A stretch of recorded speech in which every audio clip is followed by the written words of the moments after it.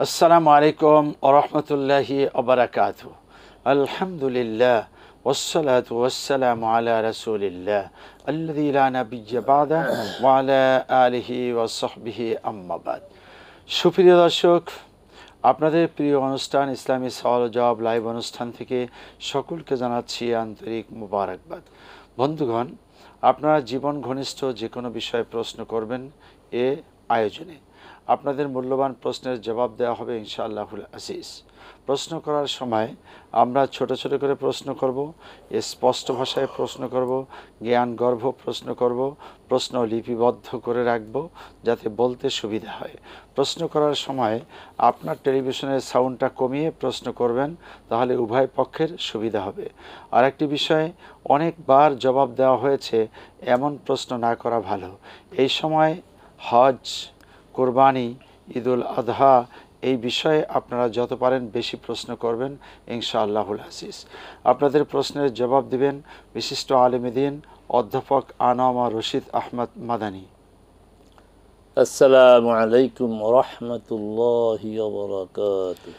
ওয়া আলাইকুম আসসালাম ওয়া রাহমাতুল্লাহি ওয়া বারাকাতুহু। আহলান ওয়া সাহলান, জাযাকাল্লাহু খাইরান। হাইয়াকুমুল্লাহ। প্রিয় দর্শক, কথা বলছি আমি ডক্টর শহীদুল ইসলাম বারাকাতি। এখন আপনাদের সাথেই কথা বলবো এবং আপনাদের কাছে চলে যাচ্ছি কে কী নিয়ে অপেক্ষায় আছেন। আসসালামু আলাইকুম রহমতুল্লাহ। ওয়ালাইকুম আসসালাম ওয়া রাহমাতুল্লাহ।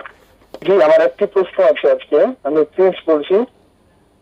প্রশ্নটি হচ্ছে যে বাজারে প্রচলিত যে বডি স্প্রে বা ওই ডিওডোরেন্ট ফ্রেগ্রেন্স পাওয়া যায়, সেটা ব্যবহার করা কি বৈধ ইসলামে? আমি একটু সূত্র থেকে জানতে পেরেছি যে পারফিউম গুলোতে যে অ্যালকোহল ব্যবহার করা হয়ে থাকে সেটার মূল উপাদানের সঙ্গে সংশ্লিষ্ট নয়, সেটা পারফিউমটা থেকে বের হওয়ার জন্য ব্যবহার করা হয়ে থাকে, সেক্ষেত্রে কি হারাম হবে? আচ্ছা, হ্যাঁ, বাজারের স্প্রে নিয়ে আপনার একটা প্রশ্ন, আর প্রশ্ন আছে? জি, আর একটা প্রশ্ন রয়েছে, সেটা হচ্ছে যে অনেক সময় হালাল খাদ্য যে পাত্রতে রান্না করা হয়েছে, এখন ওই একই পাত্রে হারাম খাদ্য রান্না করা হয়েছে, সেক্ষেত্রে কি খাবারের মূল উপাদানের সঙ্গে যদি হারাম মিশ্রিত না হয়, তাহলে কি একই পাত্রে রান্না করার কারণে কি হারাম হয়ে যাবে খাবারটা? আচ্ছা, আপনাকে ধন্যবাদ। আপনি ধৈর্য ধারণ করুন, জবাব শুনুন। বাজারে প্রচলিত যে পারফিউমগুলো রয়েছে, স্প্রে রয়েছে, এগুলো বডিতে ইউজ করতে কোনো আপত্তি আছে কিনা, এবং কোনোটা যদি এরকম পরিষ্কার লেখা থাকে যে না এটা আসলে কোনো খারাপ কিছু নয়, তাহলে কি হবে? আল্লাহুম্মা লাকাল হামদু হামদাশ শাকিরিন ওয়া সাল্লি ওয়া সাল্লিম আলা রাসূলিকাল আমিন ওয়া আলিহি ওয়া সাহবিহি ওয়া মান তাবি'আহুম বিইহসানিন ইলা ইয়াউমিদ্দিন। আপনার প্রশ্নের জবাব দেওয়ার আগে বাংলাদেশে আজ থেকে প্রায় 10 বছর আগে, 12 আগে, এই রমরমা একটা ব্যবসা হয়ে গেল হালাল সাবান দিয়ে। তারা বোঝানোর চেষ্টা করলো সকল সাবানেই শুকরের চর্বি জাতীয় বিষয় থাকে, তা হালাল সাবান। আর আমরা এই দেশের লোকরা ধর্ম এত পালন না করলেও একটু আবেগ আছে, কত হারাম উপার্জন আমাদের, কিন্তু সাবানটাই সমস্যা হয়ে গেল, এটা হালাল হইতে হবে। এই যে পারফিউম বিষয়টাও তাই। আর শরীয়তে মূল নীতি আছে যে তাখতালিফুল আহকাম বি ইখতিলাফিল আহওয়াল, অবস্থার পরিবর্তনে বিধানের পরিবর্তন হয়। এখন আমরা যে পারফিউমটা কিনি, এটাকে কেউ অ্যালকোহল বলে না, হয়তো বা প্রক্রিয়াজনিত কারণে কিছু অ্যালকোহল ব্যবহার হয়ে থাকে। এটা আমি ব্যক্তিগতভাবে এটাকে ব্যবহার করাটাকে হারাম মনে করি না। জি, যদি স্পষ্ট জানা যায় যে এটার ভিতরে হারাম মিশ্রিত আছে, হ্যাঁ, তখন এটা অ্যাভয়েড করা ভালো। আচ্ছা, পাত্র, একই পাত্রে এক সময় হালাল রান্না করেছে আর এক সময় হারাম রান্না করবে, একটায় আর একটার মধ্যে মিশ্রিত হওয়ার সম্ভাবনা নাই, এমন পাত্র দিয়ে রান্না করা জায়েজ আছে কিনা? হালাল পাত্রে তো হারাম যদি রান্না করে, যে আগে থেকে হালাল ছিল, হারামের কারণে এটা হারাম। কিন্তু যদি আগে হারাম রান্না হয়ে থাকে, রাসূল সাল্লাল্লাহু আলাইহি ওয়াসাল্লাম এইভাবে মদের পাত্রগুলো ব্যাপারে নিষিদ্ধ নিষিদ্ধ করেছেন যেগুলিকে ব্যবহার করা যাবে না, অ্যাওয়ারনেস সৃষ্টি করার জন্য। যখনই মানুষ বুঝে গেল মদের হারাম, তখন তিনি এটা রহিত হয়ে গেল। যেই পাত্রে হারাম, আপনার কুকুর যদি কোনো পাত্রে মুখ দেয়, সেটা 7 বার ধুয়ে 8ম বার মাটি ঘষা দিয়ে ধুইতে হবে, তাহলে এটা হালাল হয়ে গেল।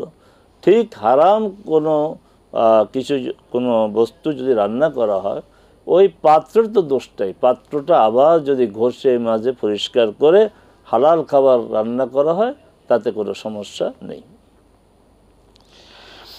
জি, আসসালামু আলাইকুম ওয়া রাহমাতুল্লাহ। ওয়ালাইকুম আসসালাম ওয়া রাহমাতুল্লাহ। আমার দুইটা প্রশ্ন। জি বলুন।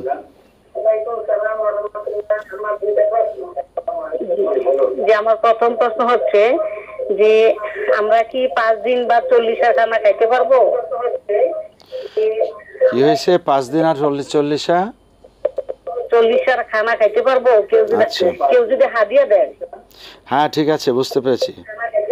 আর কাহাতটা আমরা কখন করবো? কোনটা? আসসালামু আলাইকুম। দ্বিতীয় প্রশ্ন কি করলেন? সূরা কাহাতটা আমরা কখন করব? সূরা কাহাফ কি শুক্রবার থেকে নাকি? আচ্ছা, আমরা কাহাতটা কি শুক্রবার থেকে পড়বো? ঠিক আছে ঠিক আছে, আপনি জবাব শুনুন। আচ্ছা, 43 যে সমস্ত কিছু মৃত মানুষের নামে হয়ে থাকে, সেখানকার তবারক খাওয়া যাবে কি না? আচ্ছা, প্রশ্নটা আমরা পরে বুঝেছি, কিন্তু উনি শুরু করেছেন 5 দিন দিয়ে। 5 দিনের মাথায় 40 খাওয়া যাবে কিনা, এই জাতীয় বোধ কথা। 5 দিনের মাথা তো 40 হয় না, 40 দিনের মাথায় 40 হয়। আমাদের দেশে এই সমস্ত প্রচলন আছে। চেহেলা মানে কুলখানি বলা হয়, 3 দিনের মাথায় ওই যে সূরা কাফিরুন, সূরা ইখলাস, সূরা কাফ, তারপরে সূরা ফালাক, সূরা নাস ইত্যাদি পড়া হয়। 40 দিন চেহেলাম মানে 40 দিন পরে যে অনুষ্ঠানটা হয় না, এগুলি শরীয়তের কোনো ভিত্তি নেই, এগুলো সম্পূর্ণ বেদাত। আর বেদাত মানে হচ্ছে গুমরাহি, আর গুমরাহি মানে হচ্ছে কুল্লু দালালাতিন ফিন্নার। এই গুমরাহির শেষ গন্তব্য হচ্ছে জাহান্নাম। না, এগুলি করবেন না। এখন হচ্ছে আমাদের যে খাওয়া দেয়, এই অনুষ্ঠানটা বেদাত, কিন্তু খাওয়াটা তো যে আছে আমার দৃষ্টিতে হালাল। এটা আপনি যাচ্ছেন না, যাবেন না, কিন্তু আপনার বাড়ি যখন এটা খাবার পাঠায়, এই খাবার খাওয়াতে আমি আপত্তি আছে বলে আমি মনে করি না। সূরা কাহাফ কখন থেকে পড়তে হবে? সূরা কাহাফ পড়বেন, রাসূল সাল্লাল্লাহু আলাইহি ওয়াসাল্লাম বলছেন, খুবই মর্যাদার কাজ এটি। কেউ যদি জুমার দিন সূরা কাহাফ পড়ে, তাহলে আগামী জুমা পর্যন্ত আল্লাহ তার চারপাশ আলোকিত করে দিবেন। কত মর্যাদার! পড়বেন কখন? জুমার দিন বলছে রাসূল। তো দিনটা হচ্ছে, একটা হচ্ছে আমাদের ঘড়ির দিন, হিসাব করা দিন, আরেকটা হচ্ছে শরঈ দিন, যে দিনটাকে শরিয়া বলে একটা দিন। সেই দিনটা হচ্ছে আমরা যে সময়টাতে রোজা রাখি, ওইটা একটা পরিপূর্ণ দিন। সেটা কখন?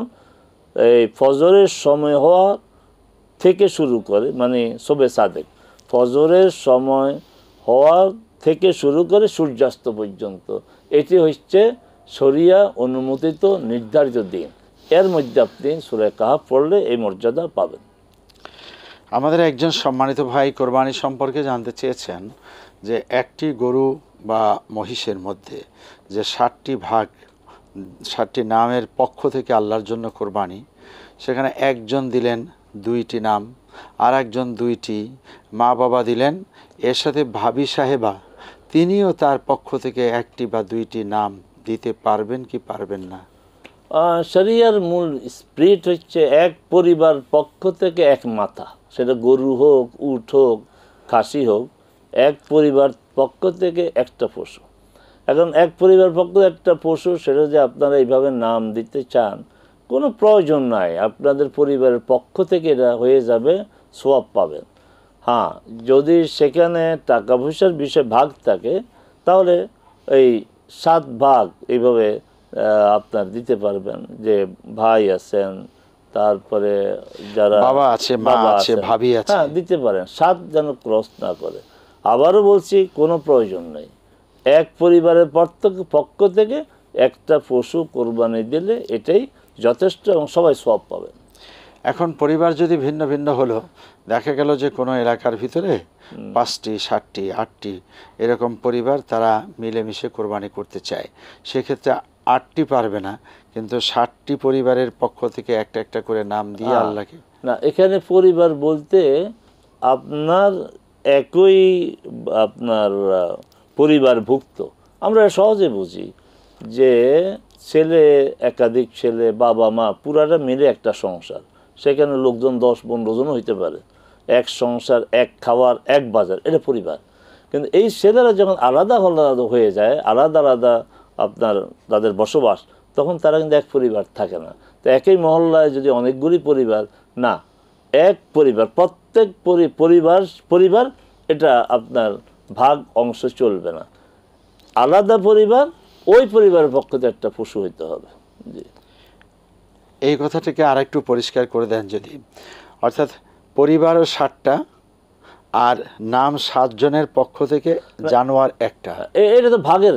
যেমন নাকি আমরা মনে করেন যে আমি, আপনি, এরকম আরও 5 জন আমরা সহ একটা কোরবানিতে দিলাম, এটা কিন্তু এক পরিবারের পক্ষ থেকে হচ্ছে না, এক অংশ আমার, এক অংশ আপনার, 5 অংশ আরও 5 জনের। কিন্তু পরিবারের পক্ষ থেকে আপনার একটাই হতে হবে। একাধিক পরিবার যদি ওখানে ভাগ দেয় তাহলে 7-এর উপরে হবে না।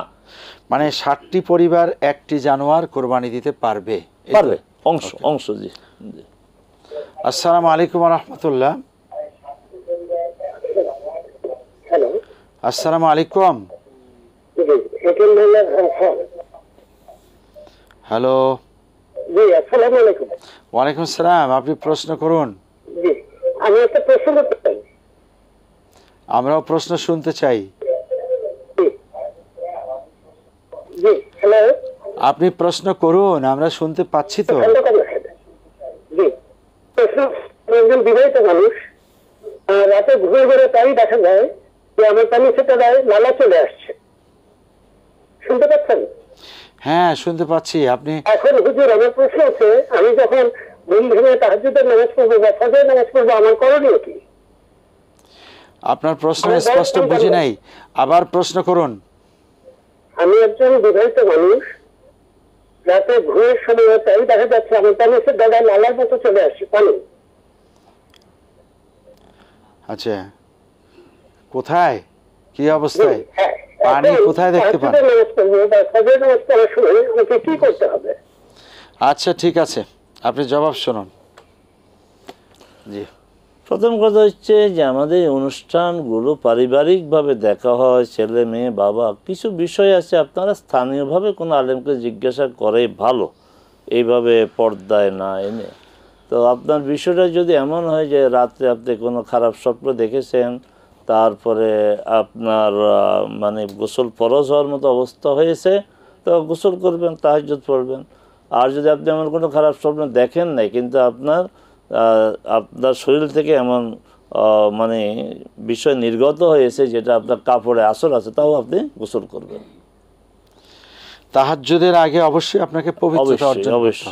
জি, আসসালামু আলাইকুম রহমতুল্লাহ। ওয়ালাইকুম সালাম, আমি মামুন বলছি নওগাঁ থেকে। বলুন। আমি কয়েকটি প্রশ্ন করবো। 1 নম্বর হলো যে সকাল এবং সন্ধ্যায় আমরা কি কি আজকার গুলো করবো, যদি গুরুত্বপূর্ণ আজকার গুলো একটু সংক্ষেপে বলে দিতেন তাহলে উপকৃত হতাম। 2 নম্বর হলো যে সবসময় দরুদের আমল করতে চাই বা সবসময় করতে চাই, এই জন্য সহিহ সুন্নাহ অনুযায়ী ছোট দরুদ আছে কিনা।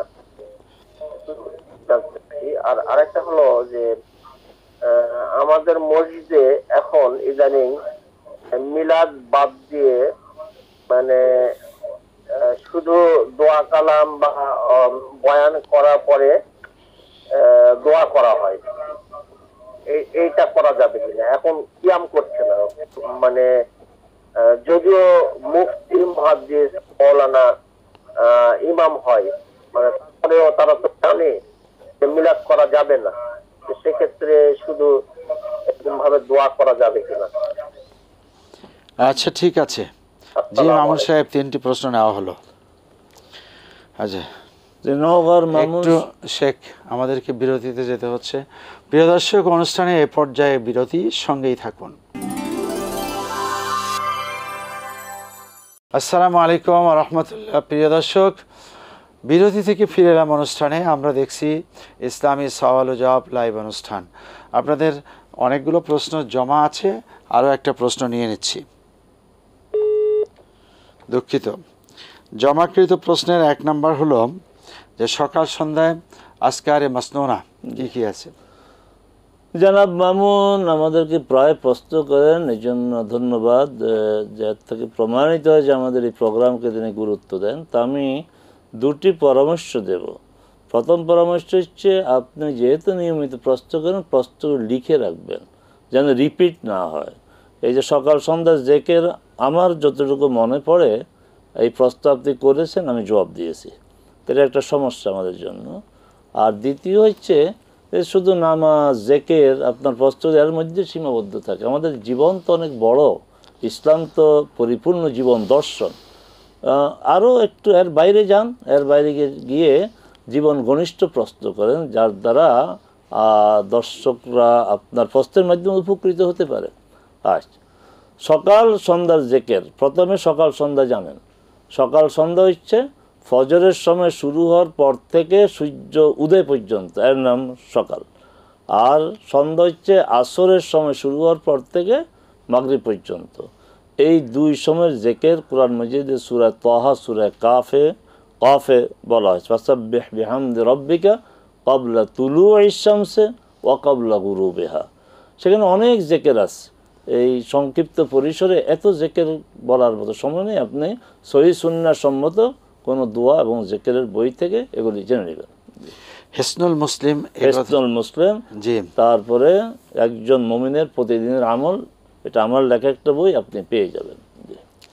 হ্যাঁ, দরুদের আমল করতে চান সবসময় ছোট পড়বেন, আল্লাহুম্মা সাল্লি ওয়া সাল্লিম আলা মুহাম্মদ, আমরা বলে দিয়েছি, একাধিকবার বলা হয়েছে। এই দরুদটা বেশি বেশি করে পড়বেন। আচ্ছা, মসজিদে মিলাদ বাদ দিয়ে অন্য সব দোয়া কালেমা এখন শুরু করেছে। আসলে মসজিদ, সেখানে নামাজ হবে, সালাত হবে, কোরআনের আলোচনা হবে, সুন্নাহর আলোচনা হবে, মুসলমানদের তাদের জীবনে কি করণীয় কি বর্জনীয় এই বিষয়ে নির্দেশনা দেওয়া হবে। এই সমস্ত মিলাদ, তারপরে এই যে আনুষ্ঠানিক দোয়া, এগুলি শরীয়তে এর কোনো ভিত্তি নেই। শুকরান। আসসালামু আলাইকুম ওয়া রাহমাতুল্লাহ। ওয়ালাইকুম আসসালাম। জি, আমি একটা প্রশ্ন বলতে চাই। আমার নাম আব্দুল আলিম। প্রশ্নটা হচ্ছে যে আমরা যে আকীদা করি আমাদের সন্তানদের ব্যাপারে, তো সেই আকীদার যে মাংস আমরা যে এই লোকজনের মাঝে দিয়ে দেই, সেটা কি পিতা মাতা ভোগ করা যাবে কিনা, মানে খাওয়া যাবে কিনা? হ্যাঁ, আপনার প্রশ্ন শেষ হলো? হ্যাঁ, আমার প্রশ্ন এটা আকীদা না আকিকা। আকিকারে যদি আকীদা বানান। এখন শুনেন শেখ কি বলে। জি জি, 3টি খাবার সবাই খেতে পারবে, গরিব ধনী সবাই খেতে পারবে। একটা হচ্ছে আকিকা, আরেকটা হচ্ছে ইফতার, আরেকটা হচ্ছে কোরবানির গোশত। সবাই খেতে পারবে। আকিকার গোশত ধনী গরিব সবাই খেতে পারবে, বাবা মাও খেতে পারবে, কোনো সমস্যা নেই। শুকরান।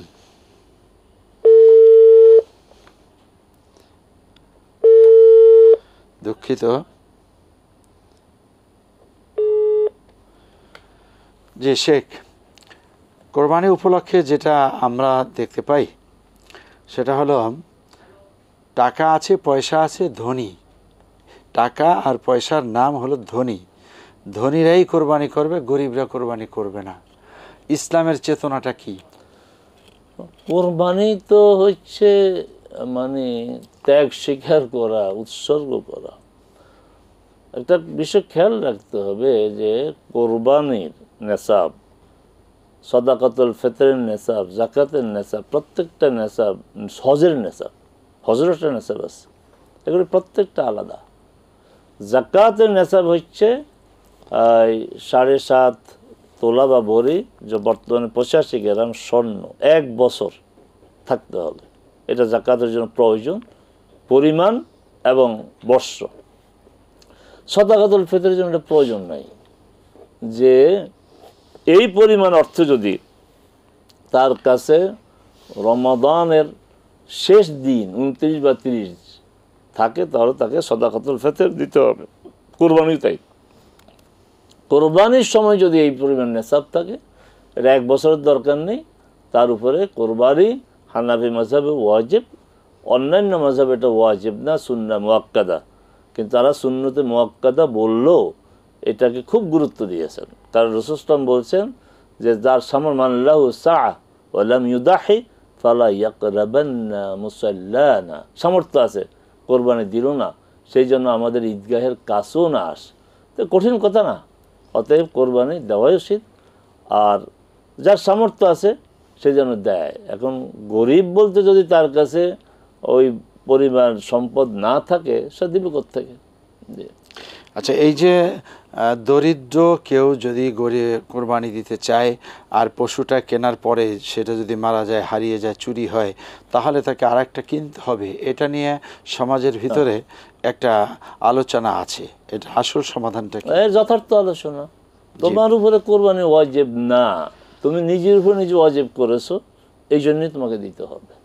ঠিক মানতের মতোই, মানত শরিয়া চাপিয়ে দেয় নাই, নিজে মানত করেছে, অতএব এই মানত পূরণ করতেই হবে, যতই কঠিন রাখবো। যখন মানত করে তখন হুঁশ থাকে না, 2 মাস রোজা রাখবো, আর যখন কাজটা সেরে যায় তখন আমাদেরকে জিজ্ঞাসা করে, আমি তো এটা করেছিলাম, এখন তো 2 মাস রোজা রাখা কষ্ট, 100 রাকাত নামাজ পড়া কষ্ট, তো এই কষ্টটা আপনি আপনার উপর নিজে চাপিয়ে নিয়েছেন, ওদের করতে হবে। কোরবানির বিষয়টা তাই।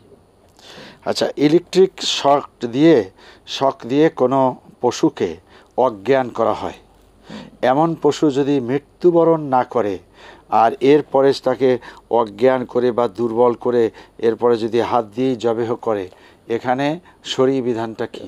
বিষয় 2টা, ভালো কথাই বলেছেন। একটা হচ্ছে সে কোনো কারণে আপনার ইলেকট্রিক শক হইল, এই মারা যায় জবাই করে দিল। আর একটু ইচ্ছা করে করা, যে অনেক শক্তিশালী, না, এটা করা যাবে না, এটা করা যাবে না। স্বাভাবিকভাবেই একটা পশুকে জবাই করতে হবে। আবারও বলছি যে মনে করেন আঘাতপ্রাপ্ত হয়েছে একটা পশু, আমরা যে দৌড়ায় তাকে দেখলাম যে এখনও জীবনটা আছে, আমরা ছুরি দিয়ে তাকে জবাই করবো, বা হালাল। কিন্তু আমরা যেতে দেখি তার দম নাই, তখন এটা হালাল না। ইলেকট্রিক শকের ক্ষেত্রে তাই, ইচ্ছা করে করা যাবে না, মানে জুলম করা, অত্যাচার করা, এগুলো ঠিক না। ঠিক। ইজা যাবাহতুম ফাহসিনু। আসসালামু আলাইকুম ওয়া রাহমাতুল্লাহ। ওয়া আলাইকুম আসসালাম। জি হুজুর, বলুন, প্রশ্ন করুন। হ্যাঁ, প্রশ্ন করে শুনুন হুজুর। ওয়া আলাইকুম আসসালাম। আমার প্রশ্নটা হলো হুজুর, আমরা যে কোরবানি করি, হ্যাঁ কোরবানি, আমি যে প্রশ্নটা আবার শুনেন। আরে শুনতেছি তো, আপনি খালি এলোমেলো করে পেঁচাচ্ছেন কেন? আসল প্রশ্নটা করে ফেলুন। হ্যাঁ, কোরবানির মাংস আমরা কিভাবে ভাগ করব? হ্যাঁ, আমি ঠিক আছে, বুঝে ফেলছি। আপনি ধৈর্য ধারণ করুন। প্রিয় দর্শক, অনুষ্ঠানে এ পর্যায়ে আরও একটি বিরতির সঙ্গেই থাকুন। আসসালামু আলাইকুম ওয়া রাহমাতুল্লাহি ওয়া বারাকাতুহু।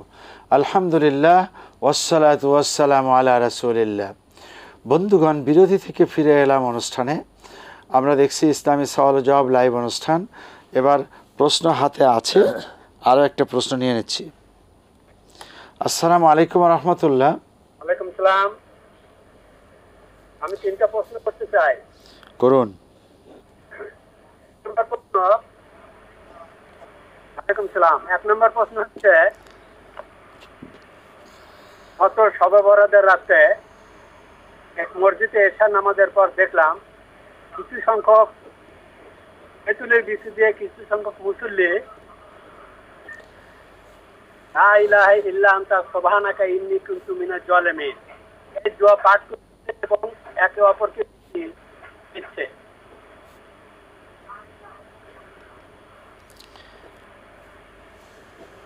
হ্যাঁ, কি হলো এখন? প্রশ্নটা কি? এবং পরে আমি ইমামকে জিজ্ঞাসা করলাম, এটা কি ঠিক আছে?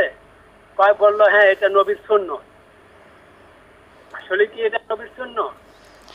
শবে বরাতে নেই, আবার নবীর সুন্নাত। হ্যাঁ, তারপরে কি? এরপরে দ্বিতীয় প্রশ্ন করুন। দ্বিতীয় প্রশ্ন হচ্ছে হাঁস মুরগি জবাই করতে ওজুর কি প্রয়োজন আছে, না ওজু ছাড়াই কুরবানি জবাই করা যাবে? হ্যাঁ, তারপরে নম্বর প্রশ্ন, শরীফ শব্দের অর্থ কি? শরীফ শব্দের বাংলা অর্থ কি? যেমন বলে থাকে কোরআন শরীফ, মদিনা শরীফ ইত্যাদি। ঠিক আছে। শবে বরাত অনেক আগেই চলে গেছে, এখন সেই শবে বরাতকে টেনে আনতেছে। এখন শবে বরাতের রাত্রিতে আবার লা ইলাহা ইল্লা আনতা সুবহানাক, শবে বরাতই তো নাই। জি শেখ আপনি বলেন। আমার মনে হয় কোরবানির ভাগ নিয়ে একটা প্রশ্ন আছে, যেটা কি আমরা পরে আসবো নাকি? না, ঠিক আছে, বলে ফেলেন। আচ্ছা। কোরবানির ভাগ, এই কোরবানির এই সময় ভাগ, এই প্রশ্নের আগে আমি একটা হাদিস বলেছিলাম, ইদা জাবাহতুম ফাহসিনু যিবহা, ওই আগের প্রসঙ্গে, যে কোরবানির পশুকে কষ্ট দেওয়া যাবে না। আল্লাহ রাসূল বলছে যখন জবাই করবা তোমার জবাইটা যেন সুন্দর হয়। আমরা কোরবানির পশু সুন্দরভাবে জবাই করব।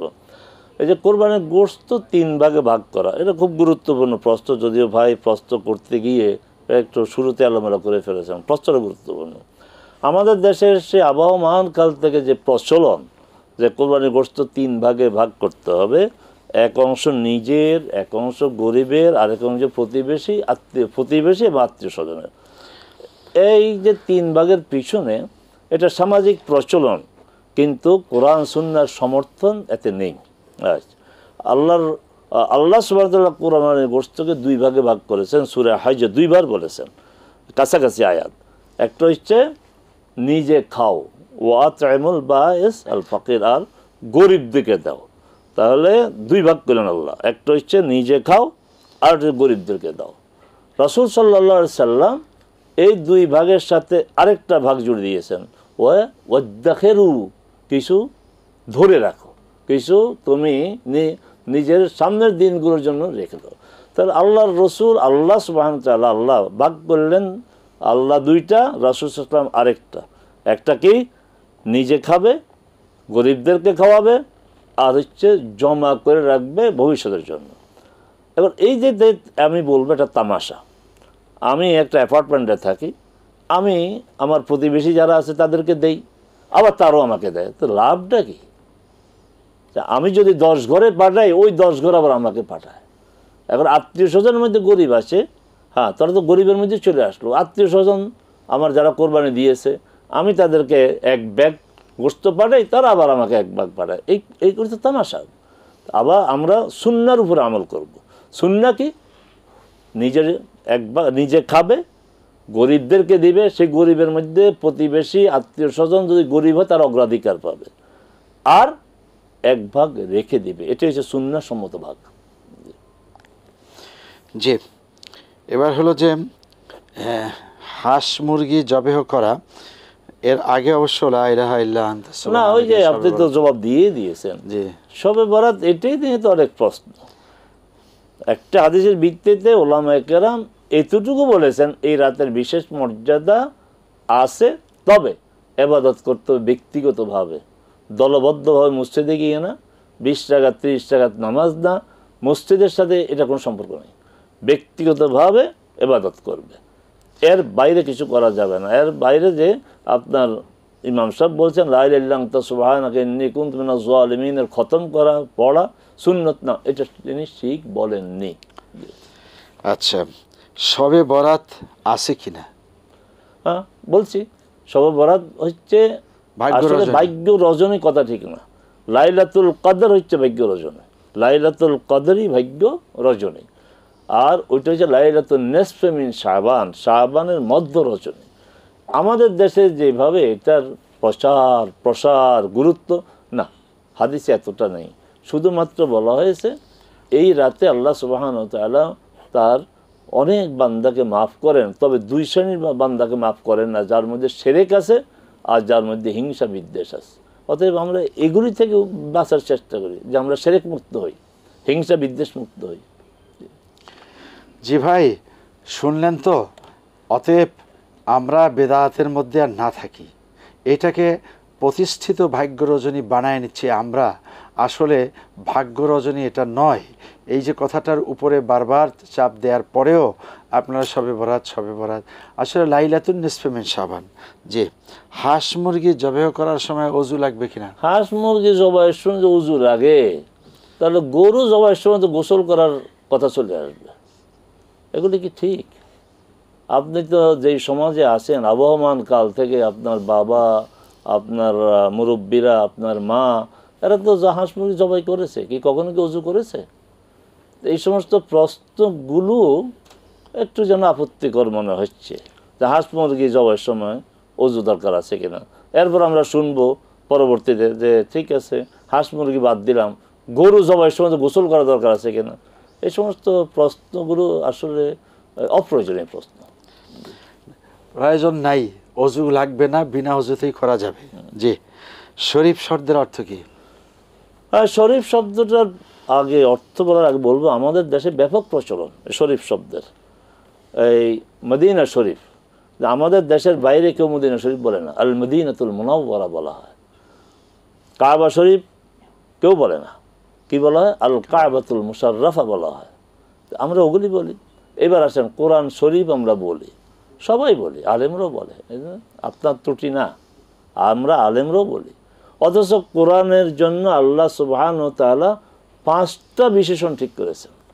কোরআন মজিদ, কোরআন হাকিম, কোরআন আযীম, তারপরে কোরআন কারীম, কোরআন মুবিন। আল্লাহ যদি আমাদেরকে ছোট্ট একটা প্রশ্ন করে যে আমি কোরআন মজিদ বলেছি, কোরআন মুবিন বলেছি, কোরআন কারীম বলেছি, কোরআন হাকিম বলেছি, কোরআন আযীম, তোমার একটু পছন্দ হইল না, তোমরা কোরআন শরীফ এই যে প্রচলনটা করলা, তো কি জবাব দেবো আমরা? হ্যাঁ, কোরআন শরীফ, মাজার শরীফ, সব সাথে কোরআন। আমরা আজ থেকে কোরআন শরীফ বলবো না, আমরা কোরআন মজিদ বলবো, কোরআন হাকিম বলবো, কোরআন কারীম বলবো। এই শব্দগুলি বলবো যে শব্দগুলি আল্লাহ আমাদেরকে শিখিয়েছেন। শরীফ শব্দ হচ্ছে সম্মানিত, শরীফ শব্দের অর্থ হচ্ছে সম্মানিত। কিন্তু এই শরীফ শব্দ কোরআনের ক্ষেত্রে ব্যবহার করবেন না, এই জন্য যে কোরআনের জন্য ব্যবহার করা শব্দ আল্লাহ শিখিয়ে দিয়েছেন, একটা দুইটা না, 5টা, ওর যে কোনো একটা আমরা বলবো।